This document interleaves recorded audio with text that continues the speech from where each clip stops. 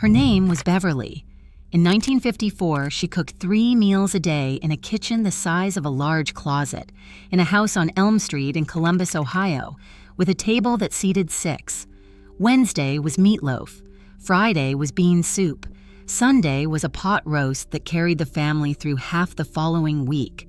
She weighed the same at 50 as she had at 23. 4 children, 30 years, not an ounce changed. She never counted a calorie, never owned a diet book, never used the word portion. She just cooked. 13 things she did in that kitchen. Not one of them has a name.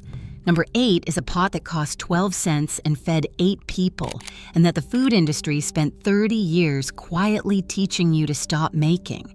Number 1 is not a trick. It is the reason every other item on this list worked, and the one thing that no product, no app, and no subscription has ever successfully replaced. She was not more disciplined. Her cooking was different. Number 13, the broth before dinner. Every weeknight before the main plate came out, Beverly set a cup of broth on the table. Not a cream soup, not a can of anything. A cup of thin bone broth she kept in a mason jar in the icebox. Sunday's chicken carcass, 1 carrot, an onion, a few peppercorns, 2 hours of simmering, strained through a cloth into the jar. She had a fresh one most weeks. It cost almost nothing to make and nothing to reheat. A cup of this broth had perhaps 30 calories.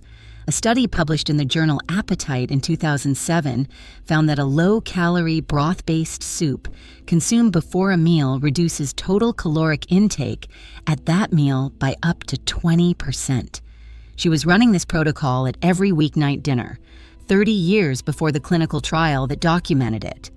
Chicken backs and necks at the A&P in 1954 were 19 cents a pound.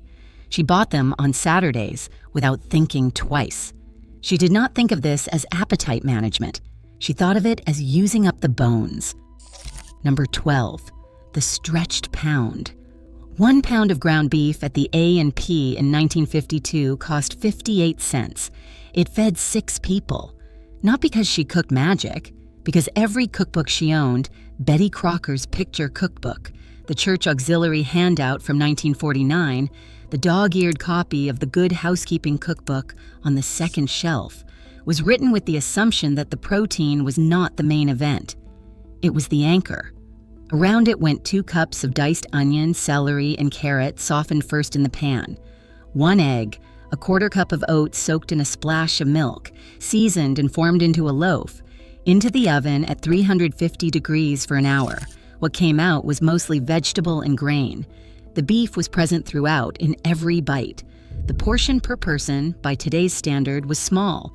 Nobody at that table was hungry. The USDA recommended 2 to 3 ounces of protein per person per meal in 1955.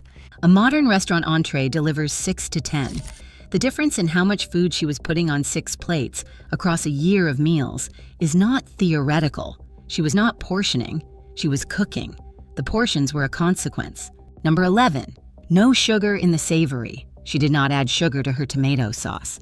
She did not add sugar to her braised cabbage or her coleslaw dressing or her cornbread batter. She did not add sugar to her vinaigrette, her bean soup, her pot roast braising liquid, or anything she made for dinner. This sounds obvious until you read the back of a jar. A label on a leading jarred pasta sauce today lists high fructose corn syrup among its first 5 ingredients. A bottle of Heinz ketchup contains 4 grams of sugar per tablespoon. Commercially prepared salad dressings, barbecue sauces, packaged breads, peanut butter, crackers, canned baked beans. Every category contains added sugar in amounts that would have made no culinary sense to the woman standing at the stove in 1953. She did not add sugar to savory dishes because it would have tasted wrong. This was not a nutritional decision. It was a flavor decision. She cooked by how things tasted, and nothing savory tasted right with sugar in it. The systematic addition of sugar to manufactured food products was not a culinary choice made by cooks. It was a formulation decision made by engineers who understood precisely that sweetness, at the right level, overrides the signal that says stop eating. She was not making that decision. She was making dinner. Number 10, the vegetable first plate. She built the plate in the kitchen. The sequence was the same every night. The vegetable went on first and took most of the room, then the starch, then the protein in whatever space remained. This is the inverse of how a restaurant plate is composed. Protein at the center, occupying the largest area, sides arranged around the edges as accent. But in her kitchen, the protein was the most expensive ingredient, and vegetables were the most available, the most perishable, and the most plentiful. She was not making a nutritional choice about plate composition. The economics made it for her. Every cookbook and home economics pamphlet from 1943 to 1959 described the balanced plate as one serving of protein, one starch, and 2 or 3 vegetables. Not 2 things, 4 things, most of them plant matter. The plate was designed before she touched it. A head of cabbage at the A&P in 1953 cost 6 cents. A pound of ground beef cost 58. The cabbage took up more of the plate because there was more of it. That is the whole explanation. Number 9, the long-braised vegetable. She did not serve vegetables that were barely cooked. Her cabbage braised in a low pot for 40 minutes with a strip of bacon and a cup of water until it collapsed into something sweet, dense, and fully itself. Her green beans went on the back burner with a small smoked ham hock for an hour. Her carrots went into the roasting pan 2 hours before the roast came out and emerged deeply soft, browned at the edges, caramelized through. These vegetables were filling in a way that al dente vegetables are not. Fully cooked vegetables braised until soft, their water released and reabsorbed, their fiber broken down into something the stomach recognizes as substance, take up space differently than a crunchy garnish does. A fully braised vegetable is a course. The barely wilted vegetable on a modern dinner plate is decoration. She made vegetables people actually wanted to eat by cooking them long enough that they became something. A head of cabbage braised for 40 minutes with 1 strip of bacon turns into a dish a grown man considers dinner. A head of raw cabbage dressed in 2 seconds is a side nobody finishes. 1 strip of bacon at the A&P in 1952, 43 cents a pound. 1 strip flavored a pot of cabbage that fed 6. Number 8, beans as the protein. At least once a week, often twice, the protein at her table was not meat.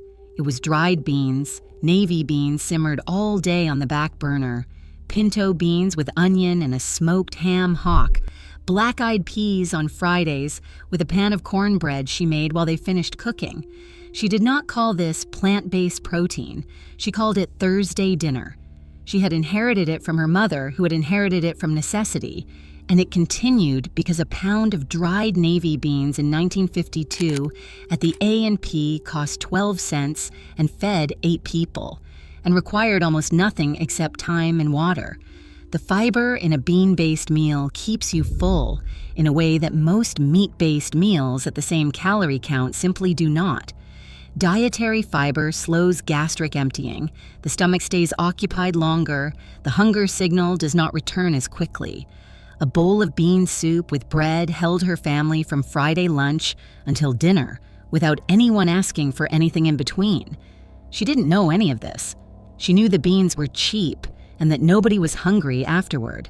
The fullness was a side effect she'd never thought to name.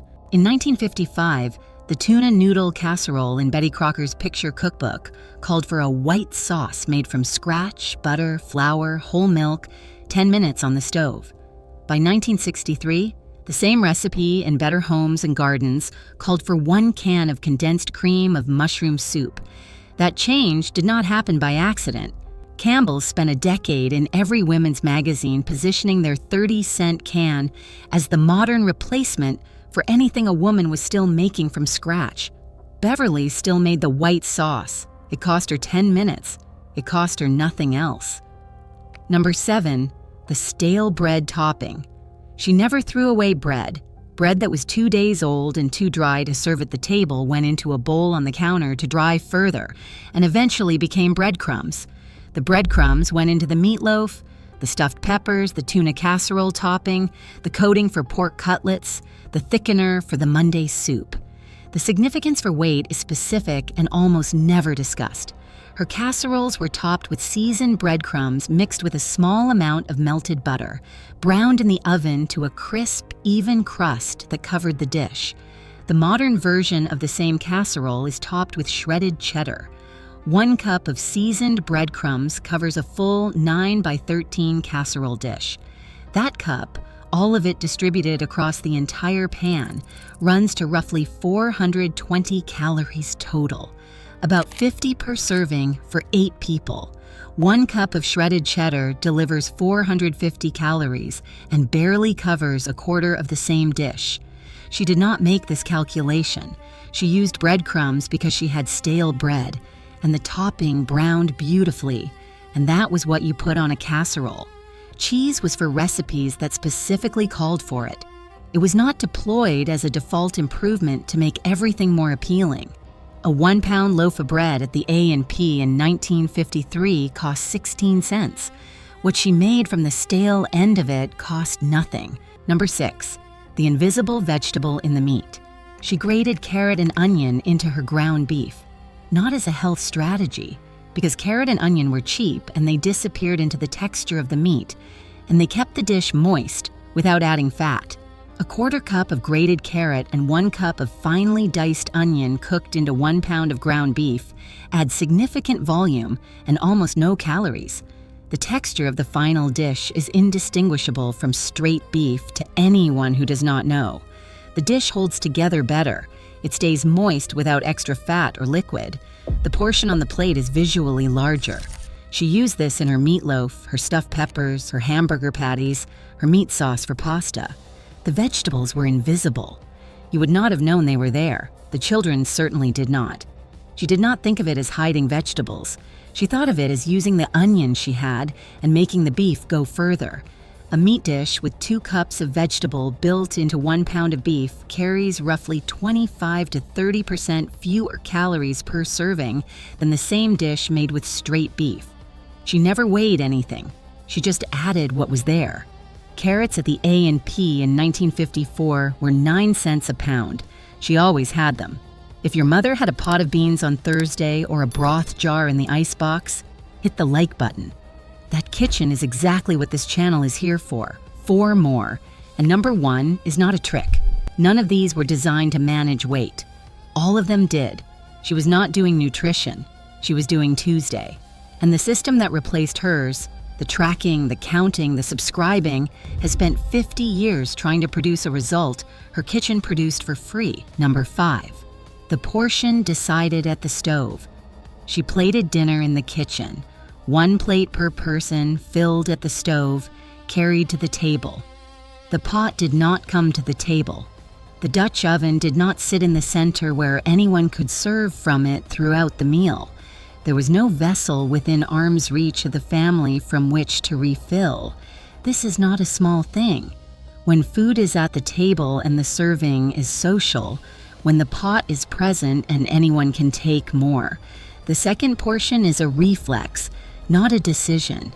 It happens because it is possible, not because hunger requires it. When the pot is in the kitchen and getting more means standing up, crossing a room, and making a deliberate choice, the reflex does not complete. The second helping that felt necessary at the table rarely feels necessary in the kitchen doorway. The meal was finished before it reached the table. She had made every decision at the stove: what was on the plate, how much, for whom. She did not stand over the table making adjustments. She handed out the plates and sat down with her own. Number 4, the cold lunch plate. Monday's lunch was Sunday's roast cold, sliced thin on a plate, a raw vegetable beside it, a few carrot sticks, a handful of celery, whatever was in the icebox, a piece of bread from Saturday's bake. No reheating, no second cooking, no additional preparation. Her neighbor Lorraine, 43, 2 blocks over on Maple, 4 children the same ages as Beverly's, ate the same way. She called it Monday lunch. She said it was faster than heating anything and the bread was still good. Neither woman thought about what else it was.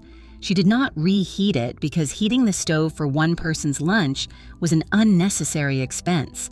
The practical result was a plate that was quiet, low effort, and slightly less appealing than a hot meal. Cold food is less aromatic than hot food. It produces less of the immediate sensory response that warmth and steam amplify. It requires more chewing. These factors together slow the pace at which food enters the mouth, and eating slowly gives the body time to register fullness before the plate is finished. A cold plate of leftover roast eaten in 20 minutes produces a different result than a hot plate consumed in 8 minutes. The hunger is the same. The pace is different. The outcome is different. She was not timing herself. She was eating cold leftovers at the kitchen table before the afternoon's work. The fact that she was full afterward was incidental. Everything I've found about how these women lived, the things they knew, kept, cooked, and never thought to write down because everyone around them already knew it, I collected into one place.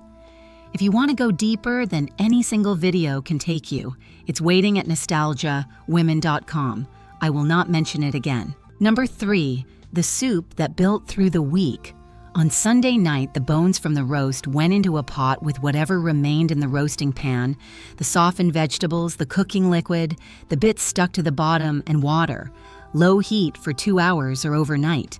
Strained into a jar. That was Monday's broth.